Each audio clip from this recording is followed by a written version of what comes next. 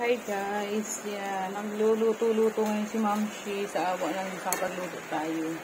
Kasi minarinate ko na yan guys na adobo bago ako umalis kanina din sa bahay.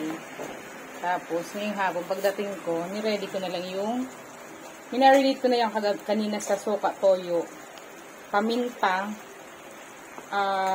laurel, tapos konting sugar.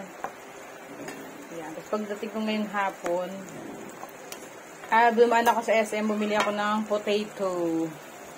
Ayan. Shoutout kay Sisi kanina at pinasabay ako sa pila niya kasi kung hindi anong oras na ako nakauwi. Ang haba ng pila sa SM Hyper.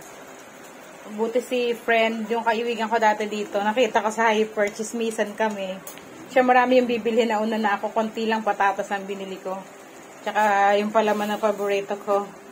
Chika-chika, sabi niya, sabi nauna niya ako sa kanya. Bongga. Hindi maaga ako nakauwi. Kung hindi na ako, Diyos ko, ang haba ng pila. Kahit doon lang sa, green basket. So, ayan, ako. Bili ako ng potato. Kasi bibihira na ako, guys, makabalintawak. Umpisan nagtrabaho ako. Sa Hyper na lang ako bumibili pa konti-konti. Saka naman si Shasha kayo, Tita Rose din kumakain eh. So, ayan, guys. Luto ng ating adobong masarap. Namiss na natin ni Shasha dati, no? Ayan, pinatuyo-tuyo ko guys. Initin ko na lang yung kanin din at kakain na kami. Okay guys, so thank you for watching. Please don't forget to like and subscribe. Nga pala guys, ang ginamit ko dyan, ang binili ko dyan, Thai part for chicken. Thai part. Okay, so kain na na.